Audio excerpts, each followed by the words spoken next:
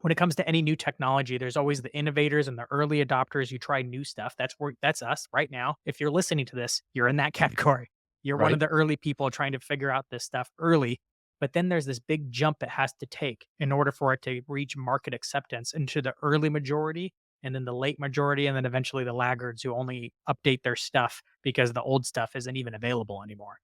I think that's going to cross the chasm, so to speak, next year, partly because of Apple. Apple's so influential that that big push is a big one. The other shoe that I'm waiting to drop to see if this is going to be a big thing for 2025 is ChatGPT 5. While Apple, I think, will broaden the market and add that broader base, I think bringing in ChatGPT 5, and based on what I know, it's coming just based on like the little hints that Sam Altman drops every once in a while, will add the depth that fixes a lot of the little small problems we experience with AI right now. Welcome to AI and Marketing Unpacked, where we simplify AI for impactful marketing. I'm your host, Mike Allton, here to guide you through the world of artificial intelligence and its transformative impact on marketing strategies. Each episode will break down AI concepts into manageable insights and explore practical applications that can supercharge your marketing efforts. Whether you're an experienced marketer or just starting to explore the potential of AI, this podcast will equip you with the knowledge and tools you need to succeed. So tune in and let's unlock the power of AI together. Greetings, program. Welcome back to AI and Marketing Unpacked, where I selfishly use this time to pick the brains of experts at keeping up with and integrating or layering artificial intelligence into social media, content, advertising, search, and other areas of digital marketing. And oh, you get to learn too. Subscribe to be shown how to prepare yourself and your brand for this AI revolution and come out ahead. Now, are you struggling with how to actually apply AI to your day-to-day marketing tasks? You've heard the hype. Artificial intelligence is transforming the marketing landscape, offering innovative solutions to enhance strategies that achieve better results, right? But with so many applications, understanding how to leverage AI effectively can be challenging. If you're looking to decode the role of AI in marketing, this episode is for you. Today, we're joined by Danchez, a passionate marketer and digital strategist who uses AI in multifaceted ways, from daily operations to content repurposing and hyper personalization. Danchez will guide us through the 5 key applications of AI in marketing, sharing practical insights and examples that help you elevate your marketing game. Hey, Danchez, welcome to the show. Mike, thanks for having me on. Man, that was the smoothest intro I think I've ever had being a guest on a podcast. I can tell you do I this a lot. Well appreciate done. that. I do this a lot. This is my personal show, but over at Agorapulse, where I work full time, I have 5 shows that I am currently running. I am podcasting and interviewing people every single day. That's a It's lot. I it's a mean, I'm lot. doing a lot of podcasts too, but 5 shows, that's a lot of shows. Yeah, and honestly, I have you to thank for making it worthwhile because I learned early on, I tuned into your show and learned about your myshowrunner.com custom GPT for podcast preparation. And I've told people this story a lot. That took my podcast prep from 2 hours down to 20 minutes. And that's obviously saved me a ton of time, but also relieved a lot of stress. I was always like worrying about how many shows I had tomorrow or the next day and trying to get ready. So thank you for that. Yeah, you're welcome. I mean, I was doing a lot of shows too. When you're running 5 shows like you are, even me, well, I'm like doing, I don't know, I'm probably doing 3 to 7 episodes a week. It's a lot. The pre-production is something you can't slack on. You have to do it well because you Yeah. can't show up to a meeting like this and be like, Hold on, where do you work again?" "Oh, yeah, that company. Oh, I got it wrong, sorry." Oh, You gotta yeah. know, you have to have good questions. It's based on the person you're talking to, their expertise, but also the premise of the show, and that are, going after the angle you want. Funny thing is, ChatGPT can do all that for you if you just give it the right context, and that was the tool that I made a few months ago and just provided it out to the world for everybody else to use because I found it useful. I figured others would too. It's fantastic. I'll put a link to it in the show notes because you're right. Yeah, now my biggest anxiety is I'm gonna show up for an interview and have the wrong person's notes in front of me, be asking the wrong questions. "Wait a minute, you aren't you an agency owner?" "No." "Oh, sorry, you're the social media manager for JCPenney's." "Oops, I got the wrong person." But anyways, let's talk about you. I want you to start off, if you wouldn't mind, just sharing a bit about your background in marketing and how you got into AI in the first place. Man, I got into marketing back when digital marketing was first becoming a thing. Like I was that intern that people are like, here's the social media, here's the digital, do the text messaging. I was like, okay, I was literally just a graphic designer and then started taking these things on. designing the website and all that kind of stuff. And over time, I found that I was ended up working at startups and nonprofits, which are very different but have some similarities that made me fall in love with marketing. They're both very ambitious. They both don't have enough money, and everybody who works on the marketing team at both those types of organizations are wearing multiple hats. And oftentimes I was like a marketing department of one or maybe of three when I was handling all the digital stuff. And now digital is like it's just table stakes for marketing, right? Yeah. So I grew up in that environment. I learned and spent 10 years doing all the different channels from advertising on Facebook and AdWords and building email sequences and automation and all that kind of stuff, building and designing and split testing landing pages. I was like, oh my gosh. Until recently, it became harder and harder. Digital was hard compared to traditional. And there's so many different little nuances and facets from graphic design to copy to code and how they all mix together. But recently, I've started getting really excited again after I think a lull. I don't know. I think Mm. most marketers are running into the point right now where there's not a single channel that's like, ah, this is it. This is the thing that's popping. Everybody double down on this channel. Nowhere. Yeah. Everybody's like, everything's just meh. Some things are really bad. Some things are okay. Seems like Facebook pages are coming back a bit. Looks like Wait, something's so going on with Threads isn't where Reddit. it's at right now? Everything. Threads died. I heard Threads a couple of times over the last week. Part of me wonders, I'm like, "Oh, is that starting to trickle back in?" I don't know. Mm. But it's all little incremental gains here and there. The one big thing that I think is going on right now that is the most exciting to me is artificial intelligence. So about last December, I'd been dabbling in it like multiple people. I've been using ChatGPT regularly. I just bought the paid version in October. I was using it pretty regularly looking for what people were doing, but just being frustrated. I was like, how do you like I keep hearing the advice, "Hey, yeah, just play with ChatGPT." And I'm like, that's bad advice. That's like going to an inspired like a graphic designer who's like, "Oh, I want to learn more about this." And the advice is, "Yeah, just play with Photoshop." If you've ever played with Photoshop, you know that doesn't Yeah. go well. Like, you just can't play with Photoshop, it's a hard tool. Luckily, ChatGPT is more approachable, but I wanted a way in which to evaluate how well am I doing in this topic? Am I at the beginner level? Am I intermediate? Am I getting advanced? I have no grid for this, and after searching and asking, I couldn't find anybody else talking about it either. So, I started a podcast a lot like what you're doing with this one, and just started talking to all my peers out there that were doing some cool stuff. But now I have a much better handle on what's going on with AI marketing and how it relates to all the different channels. Some channels it helps more than others, but it's making me excited about marketing again. It feels like the beginning of social media back when that was like this big thing that was going to take over the world. And it kind of did, right? We went from that's just the thing that kids use to, you know, reporting Trump for misusing Facebook analytics and all that kind of stuff. And it's changing the world in the biggest election of the year, right? Within a short amount of time, it changed the world. And AI, I think, has bigger potential for that. So I'm glad to kind of be here in the beginning, though I still think it's early days for AI for this year anyway. I think it'll pick up next year. It definitely is early days. I'm about, I don't know, I'd say like a couple of months behind you. I started really getting interested in AI December, January timeframe. I didn't really do a paid subscription to anything until like February.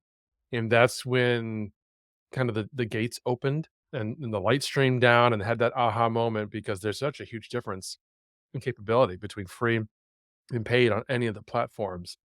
But I love how you articulated the change in the mood and the vibe as a result of that interest in AI because I had not thought about it along those lines until you said it. And in that very moment, I felt it. I was like, oh, yeah, that's how it's been for me. I have been in digital marketing for a long time.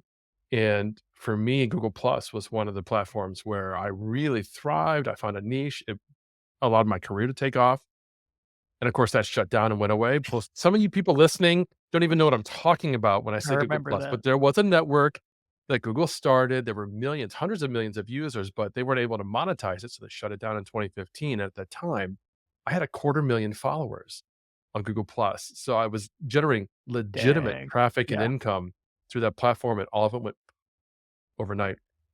And I had to say, I don't know that I've really been excited about anything in digital marketing for the next 9 years until AI came along and I started listening to podcasts like yours, which we'll link to in the show notes.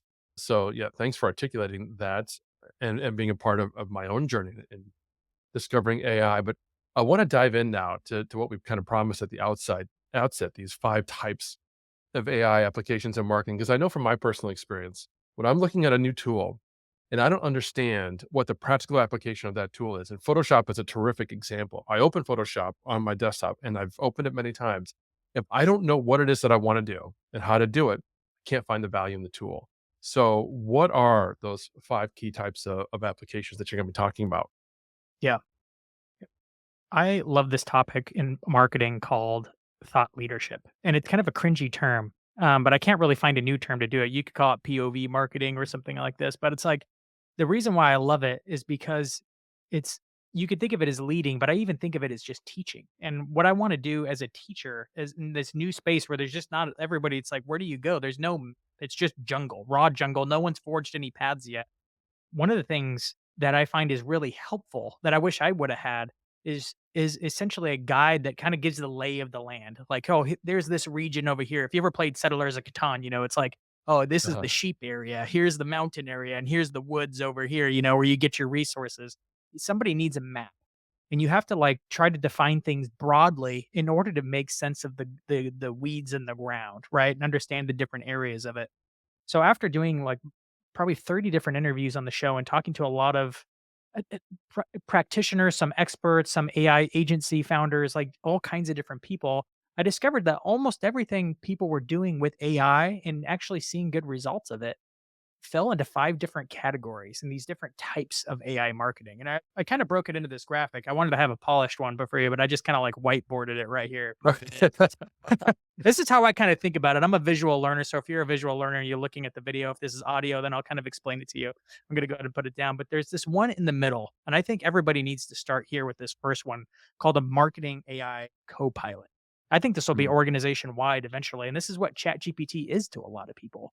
For some people, it's Microsoft Copilot right now, but it's that internal use AI tool that can drive a lot of efficiencies internally. Your customers will never see it, but we all know, like in marketing and pretty much every department of the org, there's going to be a lot of things that you're doing that are repetitive, that are a few steps away from automation, but you can't really automate it. For example, like marketing often has these documents laying around the department. The brand strategy, the personas, and all these great docs that just sit in a file somewhere that nobody ever uses. Well, now with something like custom GPTs and a shared like a team account on OpenAI, you can have those stored in a custom GPT and write content against it. You can have it to do it use it to write strategy against her to be like, hey, what would this persona think about this idea? All of a sudden, you can query against those documents. You can ask ChatGPT to take on the persona and have a conversation with it real quick about this new idea you have. And all of a sudden, there's a lot more that you can get done internally with your already existing materials because you have this thing called a co-pilot, this thing that's helping you just do your job more efficiently. I think this is a concept that some companies are already rolling out across the mhm. organization. OpenAI is like championing that because they're trying to sell this B2B enterprise level, right? So I think Moderna and like some big companies are starting to roll these things out and creating challenges for people to create their own custom GPTs. And I think it's a great idea because that's step number one for anybody is using it as a co-pilot. Yeah, in fact, Microsoft's entire enterprise product is they labeled it Copilot, which I think it's brilliant branding Yeah, because the phrase Copilot instantly allows the total layman when it comes to AI to understand, oh, that's somebody that's sitting next to me helping me pilot the plane. It's not taking over, right? right. They're not jettisoning me to the back of the plane or out of the plane.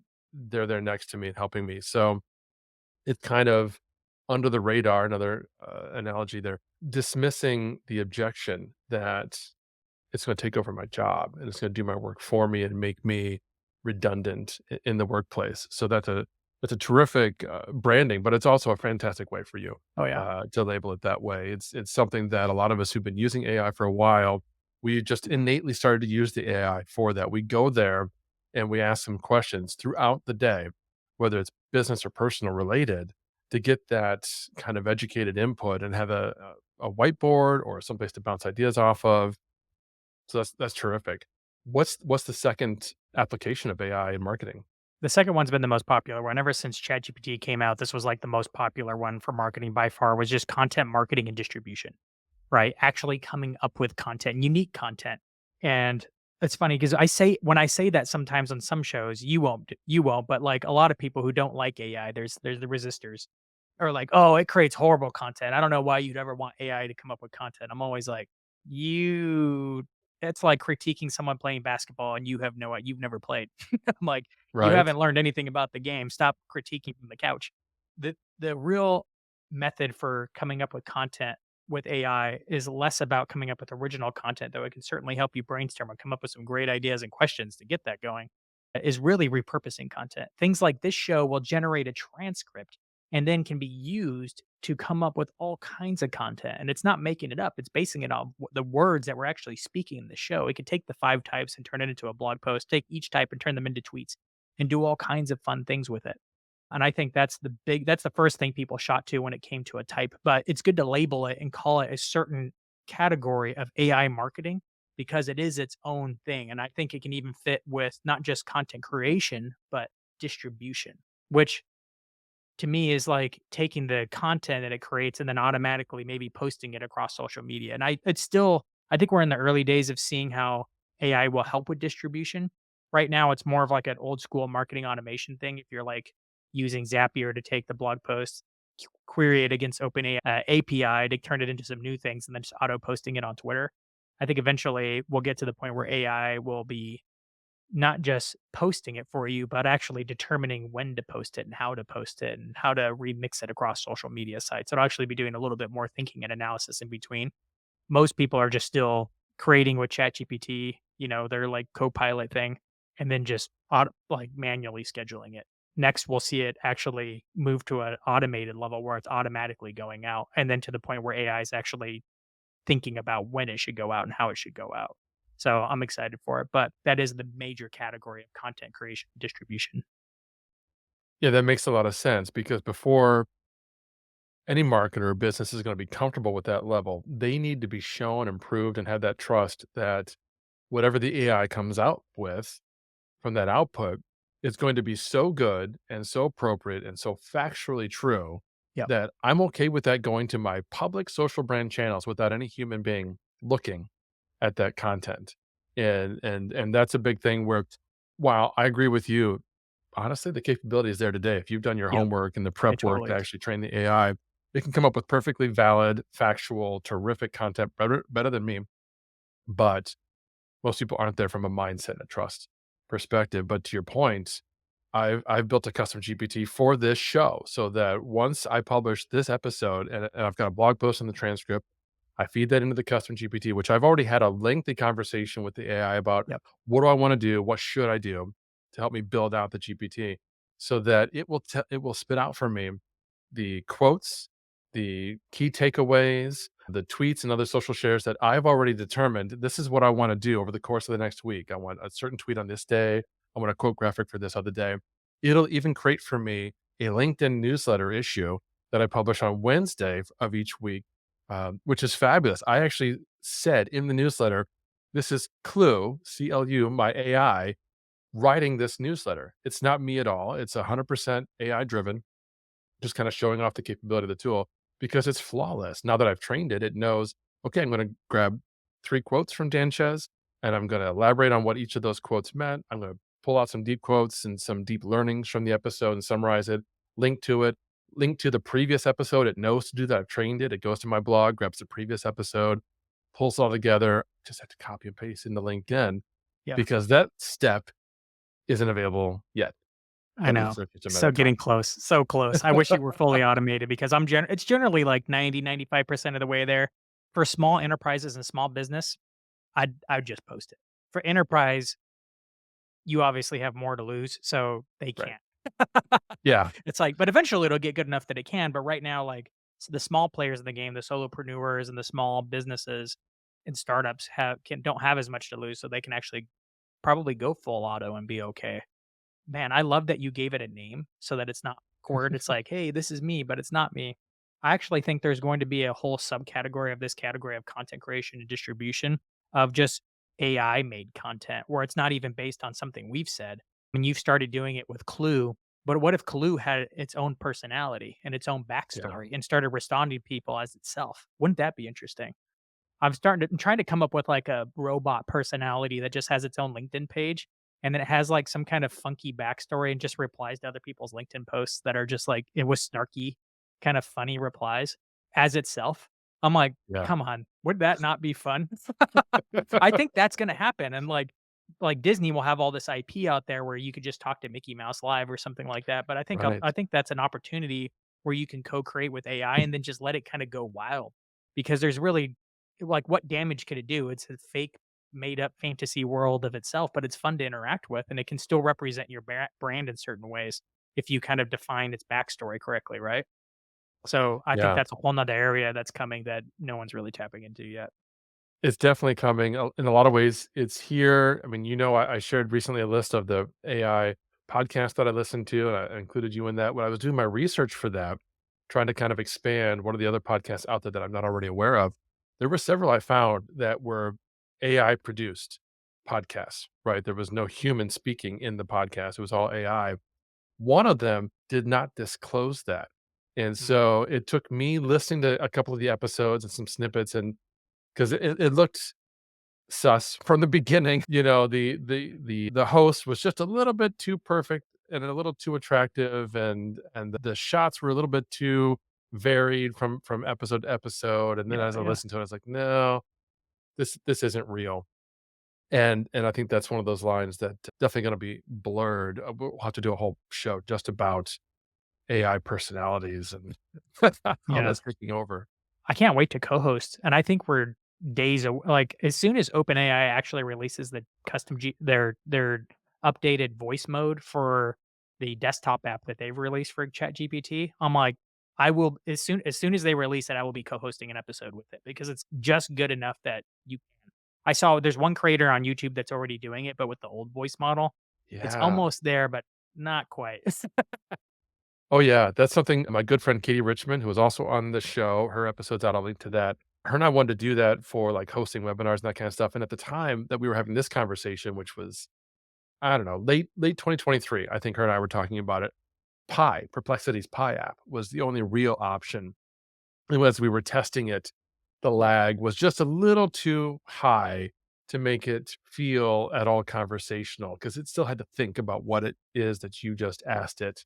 But you're right, today yeah, ChatGPT 4.0 could totally knock that out as a co-host. But let's move on to the third type. What was the third application and what kind of scenarios is that mostly beneficial? The third one is the one I'm most excited about right now because I think no one's doing it. So, like, anytime you have something that's possible that hardly anybody's doing, you have this new and shiny feel to it, right? And you can get more attention from it because it's new and fascinating. And all marketers got to know, like, you take advantage of that when you have it. But hardly Oh, yeah. anybody's doing this. So, I'm going to share something, and it's around using AI to do hyper personalization. For example, I do an email course for learning the fundamentals of AI.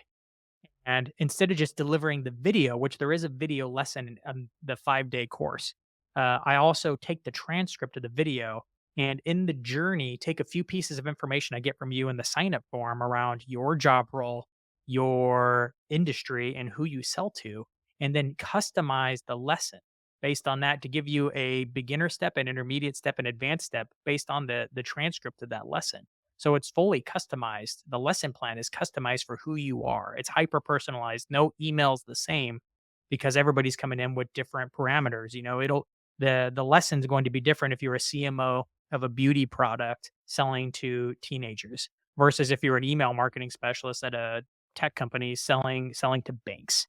It's just going to give you different advice, but still based on the lesson for each day. That's hyper personalized content and that's stuff that's available in most CRMs right now because most journey builders can actually query OpenAI and then store the answer in a field. And it's not hard to take a transcript like I did, or even some other kind of data that you have, and then mix it with what you know about the person in order to give them back hyper personalized results. So I think this is going to be a big thing that's going on. And I think will be a big differentiator for newsletters. Imagine if the hustle customized a whole section for you every single day. Every time you got the hustle, it was a customized version of the hustle that only you got. Nobody else got it because it's based on you and your information, maybe even in the future incorporating what you've clicked on and not clicked on and things that it knows about you, and then it's updating, being dynamic that way. So with AI, hyper personalization really becomes a reality. Marketing, I feel like marketing apps have been like hucksters trying to get people, and they're like, "Oh, look, you can inject your company name into a landing page." And that was always kind of like lame personalization. But with AI, we can actually do helpful, real personalization at scale. It'll cost more to deliver it. I mean, it probably costs like, I don't know, a few cents an email I send, but highly worth it. And I think this is a huge frontier of marketing that still hasn't, like, I hardly see evidence of it, but it's possible now. And we're going to start to see people play with it as it gets out there. I couldn't agree more. That's huge. I was at an e-commerce event in February down in Miami, and one of the topics there was how advertising is changing. And now when we go to websites, not only are you going to see ads based on places that you've been, but the ads themselves will be Yep. personalized and customized depending on where they're located. So they won't like necessarily stand out as something like looks totally different from the website. If the website's color scheme is purples, the ad might take on those purples, but also then any information it knows about you. And then my friend Katie that I mentioned earlier, one of her tech startups is kind of like a Minority Report feel to it, where they're building virtual advertising based on your proximity and your past purchasing power, just like you saw in scenes of Yep. Minority Report. Yep.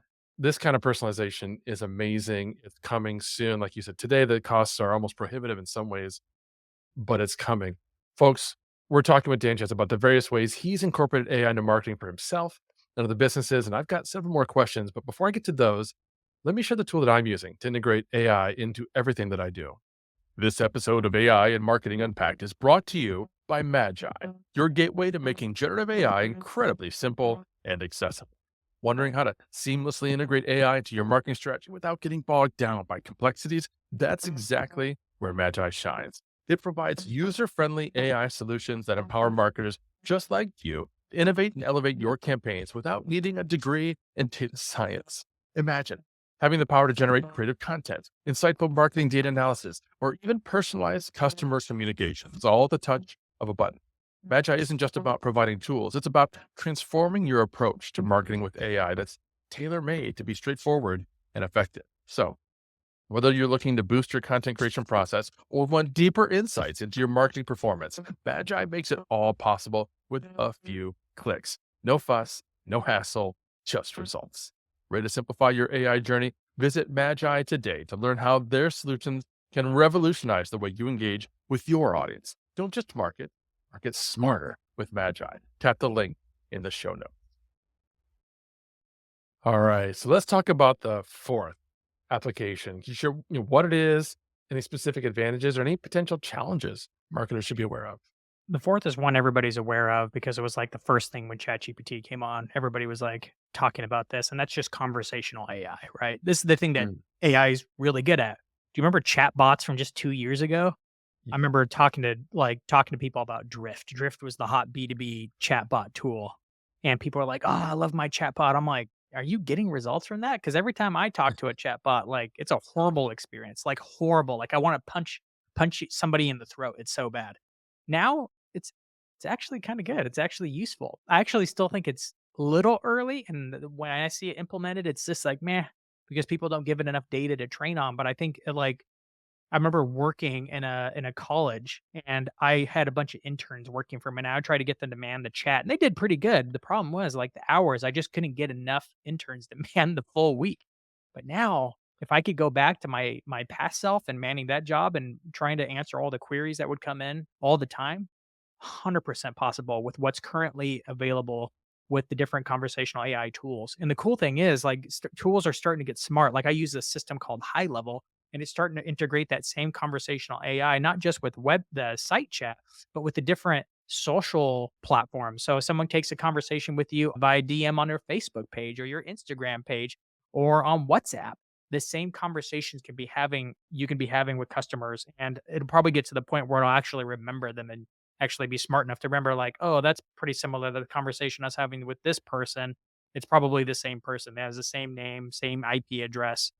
We're just going to remember some of this, right? Just like a human would. We're getting really close to that time, even though it's useful, and usable out of the gate right now for a lot of the apps out there. Again, it's one of those things enterprise companies are certainly getting in trouble for as it's making promises they don't want to keep right now. But for the small players, this is an advantage that they can be using in order to be available around the clock.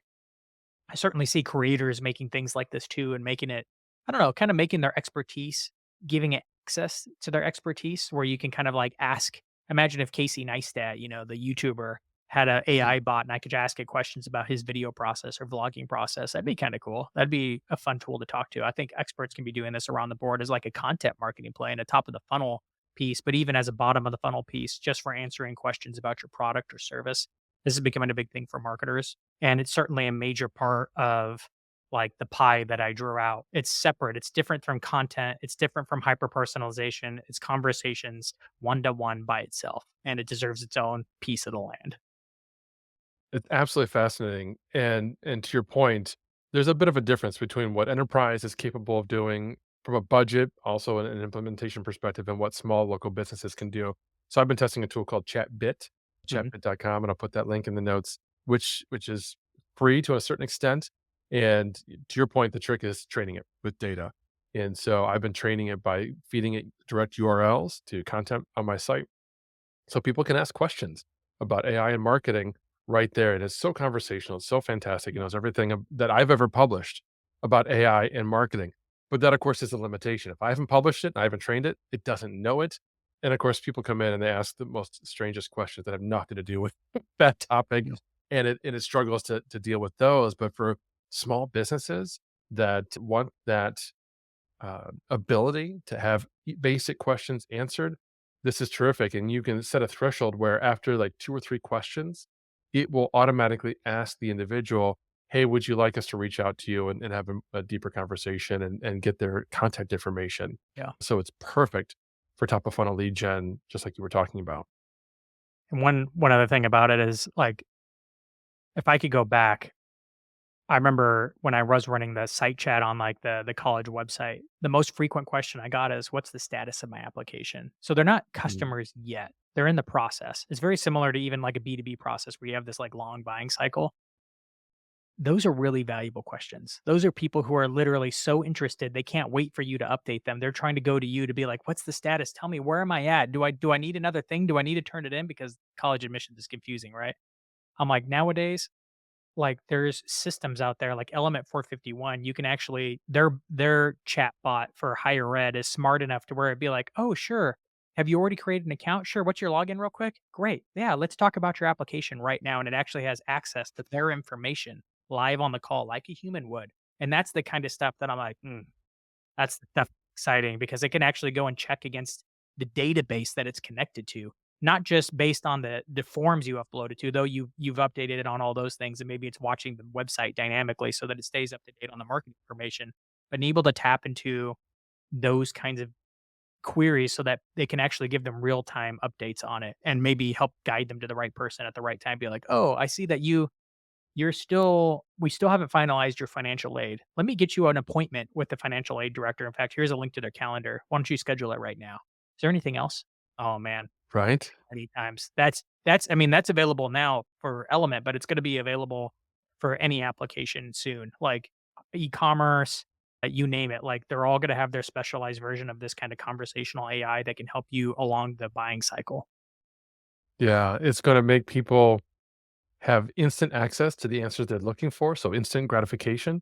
And it's also going to free up people who would normally be spent looking up the same information and providing the same basic answers over and over again and let them, spend their time on more valuable things like eliminating bias in the application process or anything else that it'd be really great if humans are spending their time doing. So I love that example. Thank you. What's the fifth type? What's the fifth application? How is this complete set of applications? What are maybe some of its unique contributions to marketing? So the fifth one is one that I feel like is yet to come, but it's obvious that there's a huge need for it. Everybody wants it, but nobody's really figured out how to crack it yet. I'm starting to see some like AI companies start to try to address it, but today there's not a good solution out there. And that comes around like analytics, reporting, and forecasting, right? Marketers like live and die by forecast. I think AI will be able to Mhm. do a much better job of looking at all the data and actually making much more reliable forecasts than humans would. Even if you if you just want to start a fight on LinkedIn, go and talk about your preferred method of like attribution, a huge topic around, especially tech marketing, but B2B marketing, any marketing, like anybody who's doing digital marketing, which is everybody, we're all talking about like, but how do you get attribution, whether it's for an e-commerce product or a lead gen, you have to figure out like, yeah, but what was the influences along the way? The problem is like all that information stored up into so many different silos, from your HubSpot reports to Google Analytics to the surveys to the phone calls. That's a lot of data to scoop. And I don't know about you as a marketer. I eventually just try to like use my own intuition. I try to like read all the surveys, talk to customers myself, and look at the reports to try to just inform my gut so that my gut can kind of help steer me in marketing decisions. And of course, then you make that gut decision and use the data to back it up. But there's really no tried and true method of like, oh, like we know if we go in this direction, we'll see a 67% return. Nobody can say that kind of stuff. We just make better educated guesses based on all the data we have available to us. AI will be able to pull all that information together and do it much, much better. And I know there's AI companies currently working on it, but that's the fifth category that eventually once we get there, it'll be huge when it happens. But it's still one of those things tech companies are trying to figure out how to do. Part of the problem is that the context window, or how much information you can feed AI right now and then have it analyze and do some cool magic with, is just kind of limited, right? Google's made it like a million or something like that. Yeah. But OpenAI's ChatGPT, I think, can only hand like a token, or you could call it a word, like amount of like 100,000 or maybe 200,000 or somewhere around there. But it's not enough to like feed it 1,000 surveys and podcasts and social data and your whole database from your CRM in order to try to understand what's going on. It's just not there yet in order to grasp all that data, but it's coming around the corner because everybody knows that's a big thing. Once we can increase the context window for it to really crunch the data, it's going to be able to spit back better and better reports and understanding of what happened, but also be able to better forecast what's going to happen in the future. You're absolutely right. There's ways that we could consolidate the data, clean the data, package it up, give it to the chat GPTs of the world, and get some really interesting analysis and forecasting. People were talking about how to do that today. But to your point, it's not automated. It's not looking at every particular channel. It's not doing all of that research and analysis and connecting and integrating automatically, because we're not quite there yet. A lot of the tools need to determine that. I know I work for Agorapulse full time. We don't have quite that capability. We have an API for our reporting, but it's not to the point where it would Yeah. make sense to even try to do that kind of analysis for social channels and Google Analytics. But yeah, it's definitely coming, because the AI itself can do it. So then it's Yeah. just a matter of the tech companies saying, "Oh, okay, we see the use case. Let's invest some time in programming the APIs and building it, layering it into our tools." What some really smart marketers are doing now are automating just bits and pieces of it so that then they can just speed up the task. Cause even like if you're at a company and you're getting like 100 different surveys coming in a day, well, someone's got to sit down and actually read those freaking surveys every day. But I did an interview with a guy that's essentially automating it every time a survey comes in. He has essentially his OpenAI API just kind of read it all and give a summary. And then when it gets all the survey data gets put into a Google sheet, he sticks the summary in a new column, right? So every time a survey comes in, there's a summary going on. And then he'll take all those columns and use a separate action every week to go and understand what happened this week. What's the summary of all the summaries? And that it's really good at Mhm. doing because again, if you're limiting not on all the surveys for the whole week, but just on the summary row of the whole week, all of a sudden it still stays within the context window and it can actually give you some pretty good, summaries that happened that week. Even smaller is just literally taking your current reports that are being generated by HubSpot, all the other reports that you're seeing Google Analytics. You can literally just take a screenshot or download that CSV of that report, just upload it to ChatGPT and ask it for insights. Give it Yeah. some context of where it came from and what data it is. And the more context you give it about your business with that CSV, it can actually scan it and be like, huh, even if you give it zero context, it'll probably figure it out. Like, it seems like this report's coming out of HubSpot and it is your sales data for the quarter. I noticed things were coming low. Like it's so smart that it'll figure that out. But if you give it more context, it won't have to guess and it can just give you some understanding of what that data actually means. So that's like what we're doing in the short term, using it as more in that first category of the co-pilot and just using Yeah. it to better do your job. That's more co-pilot stuff versus eventually you'll have whole system applications or it'll be baked into HubSpot where it'll be doing it for you automatically and advising you, almost like Jarvis does to Iron Man. It'll be like, "Sir, I ran the Right. analysis and I recommend going this way." You know? Gosh, it'll be amazing when we can talk to it. It's so close. I'm like, "Please, I just want Jarvis, like, hanging out with me all day, like, that I could just ping ideas off of." Getting there. Right.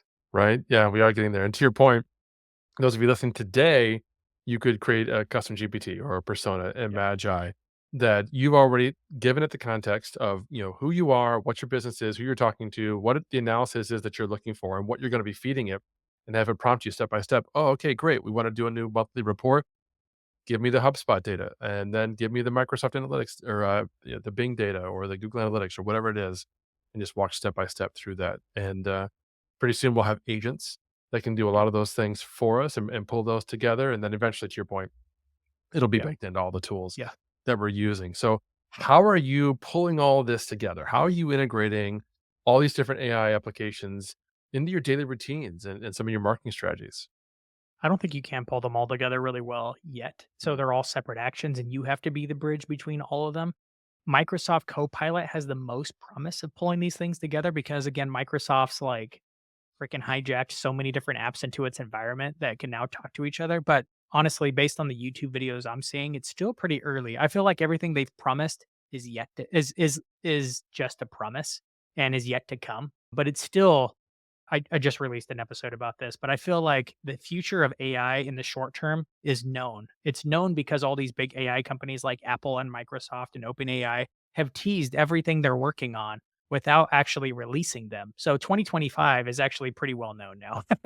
It's Yeah. all the stuff they promised in 2024, and Microsoft Copilot is the big one that I'm waiting for that I think will do the best at actually integrating all these on a work level. On a personal level, it's going to be Apple integrating all your personal Yeah. data, like from your watch and your sleep tracking and all that kind of stuff. Apple is going to be freaking game changer for analyzing all those different environments from your personal stuff. But Microsoft is the best suited right now to keep track of all these things that are going on in a work environment if you're subscribed to the Microsoft environment. I think ChatGPT will have a harder time because you'd have to link together all these APIs to do it. And I think that like if you really want to do it well in like the next 2 to 5 years, it's probably going to be you have to sign up for Microsoft in order to do that. Google might be able to do it. It just seems like Google's attempts lately have all been very lackluster. Maybe a year and Right. a half from now, Google's like Gemini workspace will actually be like, "Oh, that's cool. I pay for Google, so but I don't even wink at. I don't even look at. I don't even look at their product page right now because everything I'm seeing, I'm just like, no. I just Google's not Google's striking out on its AI hits right now. Yeah, it's really struggling, and then some of the tools you don't even think about. I was in a call this week with one of my team members, and this wasn't AI related at all. We were just talking about hosting a virtual event for a community that's on Facebook. The community lives inside a private Facebook group, and you can do a Facebook Live, but it's kind of hard for people to join the video. Should we do a Zoom? I don't know. We were going back and forth, and it was like 20 minutes before we finally looked at each other and realized, well, we're on a Google Meet right now. This is perfect. Why don't we just use Google Meet for the virtual event? And it was just kind of a little bit of a light bulb moment. Wow, that Google is really embedded in everything that we do. I mean, we use Gmail, we use Google Drive, we use Google Meet, Google Analytics. So to your point, yeah, that would be a potential Microsoft competitor from that perspective of, just being baked into every layer Yep. of the business. But Danchez, I've just got one more question for you because we're almost out of time. I You want to asked a ask you. question. Can I turn Yeah. the table? Can I ask you a Yes. question? Yes. Like we're both in this together. It's like no one's an expert on this thing unless maybe got a PhD in the old school AI stuff from 10 years ago. They're out there. When you look at these five, do you think of it? Can you think of any AI applications outside the five? This is like ongoing thinking. This is me trying to like get a lay of the land as we dive in deeper. But now that you're starting to dig in, have you seen anything else that fits outside the five? I'm like, maybe it needs to be six. I don't know. I'm trying to figure out what I'm missing here. I'm looking at my list. Copilot, content marketing distribution, hyper-personalization, conversational AI, analytics and forecasting. Nothing's coming to mind. Content marketing and distribution. Yeah, pretty much everything, generating images, generating copy, generating video, that all feels like it would probably fall within content marketing. I've heard one person say so far that you could probably make a case for programmatic ad buying. I'm like, that probably fits in there Mm, somewhere. Is that a yeah. copilot? I don't know. There's fuzziness with all these models, right? Yeah, Um, sure, sure. but I'm still trying to make sure I've trying to develop a model that accounts for at least most of this new AI land that we're exploring right now. Yeah, and the whole Copilot one is broad enough that most anything anybody else could come up with will probably fit within that category. So, for instance, the one thing that came to mind was strategy. We don't specifically call it out, but an argument can be made. Well, that's basically your Copilot because Yeah. you're going to have to work with the AI to develop a strategy, whether it's a content marketing strategy or just an overall marketing strategy or even a business strategy. That's still a kind of a Copilot play, I think. Yeah. That makes sense. Well, thanks Yeah, for considering it. If you think of it I think overnight you in nailed the it. shower being like, "Actually, there was this one thing I saw." Right. Let me know after you're done I'll showering. pull the audience. Absolutely. So, yeah, if you guys are listening and you're like, "Wait, why did he talk about this?" Yeah, Drop a comment. Let us know. I'll give it to Danchez. He'll have to erase his whiteboard and create a new one. it's a lot of work. Someone's gotta do it. Right? So, last question. Looking ahead, which I always think is funny to ask because we've been in marketing for a long time, and I'm sure have joked many times about how fast social media changes and how fast content marketing changes. And then AI came along and said, "Hold my beer, I'm going to change every minute." But Yeah. knowing that, still, what do you think is coming in the near future? What trends do you see, particularly as it relates to these different applications of AI in marketing? How can marketers kind of prepare for what you think is coming?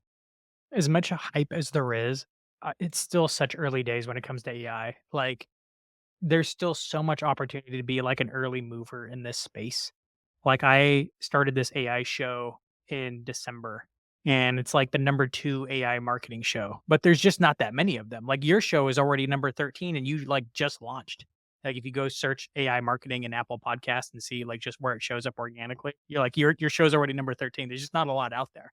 When I Yeah. talk to all my Silicon Valley friends, my very technical friends, and I mean, like, people who know how to build marketing automation sequences, very few people get that far.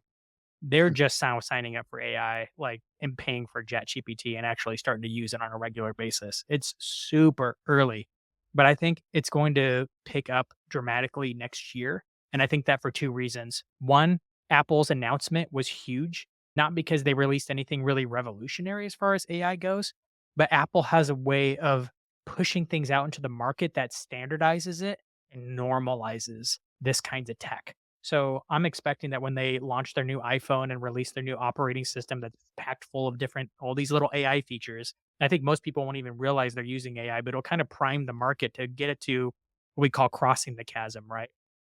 When it comes to any new technology, there's always the innovators and the early adopters who try new stuff. That's us right now. If you're listening to this, you're in that category. You're one of Right? the early people trying to figure out this stuff early. But then there's this big jump it has to take in order for it to reach market acceptance into the early majority and then the late majority and then eventually the laggards who only update their stuff because the old stuff isn't even available anymore. I think that's gonna cross the chasm, so to speak, next year, partly because of Apple. Apple's so influential that that big push is a big one. The other shoe that I'm waiting to drop to see if this is gonna be a big thing for 2025 is ChatGPT 5. While Apple, I think, will broaden the market and add that broader base, I think bringing in ChatGPT 5, and based on what I know is coming, just based on, like, the little hints that Sam Altman drops every once in a while, will add the depth that fixes a lot of the little small problems we experience with AI right now. For example, AI struggles to do basic things right now, like it can't count well. You'll be like, "Hey, write me a 139 character tweet," and it'll be like 180. Yeah. You're like, "Wait, you can do algebra, yet you can't count characters." It's there's just there's little problems with AI right now, and that's one of them. But it's pretty significant, especially when you're trying to like get content to be certain sizes. It can be major if you need a headline to be under 50 characters. Otherwise, it's going to get deprecated in Google. Then you need it to hit that without wondering. And these are things we need as to automate it in order for it. I think it'll fix those kinds of things, and well as the other major thing, ChatGPT 5 is rumored to be able to do well is actually just break essentially projects down into tasks. Right now, Yeah. if you ask ChatGPT 4.0 to come up with a marketing strategy, oh, it'll make one, but it won't be very good because it won't go through the steps of even thinking through like, huh, okay, what's the business? What's the market? Asking questions and then going doing research on the audience, what their pain points are, how the solution might fit those pain points, and then reverse engineering the marketing strategy. It's breaking down a project into multiple tasks. This is what's rumored to come and be improved, not probably perfected, but probably a big step forward in that with ChatGPT 5 that I think will add the depth to the AI that solves a bunch of the smaller problems that we have to deal with right now that I think will lead to it crossing the chasm next year because I think it'll drop before the end of the year. We'll see if it does, but Apple's thing has moved forward. I expect ChatGPT 5 to be the other shoe that drops that helps it cross the chasm in 2025. That makes a lot of sense. In fact, I already decided I need to upgrade my iPhone later this year. I wasn't in a huge rush to do that, but I need it because I want to be able to take advantage of iOS 18, I think it is. And I think you're absolutely right about ChatGPT. And it's funny how these things have evolved. I mean, for a long time last year, everyone was, poo-pooing AI because when you were creating images of people, it couldn't get the fingers wrong. Yep. Right. Well, that's really not an issue anymore. Nobody's Nope. talking about that, but it's not an issue anymore. Fingers are fine. Not to say that, text is still a problem, but the fingers are fine and they'll move on. They'll move on with it with the latest iteration. So those I totally agree. I think you're spot on. This has been fantastic, Danchez. Thank you so much. What a fantastic conversation. For folks who want to reach out to you and learn more, where can they go to find you? You find me at Danchez.com or AI-drivenmarketer.com, where I have my podcasts and all the different social media that podcast posts to over and over again. Fantastic. Thank you. And thank you all of you for listening. That's all we've got for today, friends. But don't forget to find the AI and Marketing Unpacked podcast on Apple and leave us a review. I would love to know what you think. Until next time, welcome to the grid.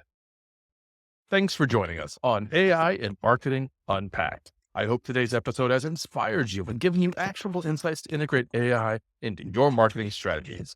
If you enjoyed the show, subscribe on your favorite podcast platform and consider leaving a review. We'd love to hear your thoughts and answer any questions you might have.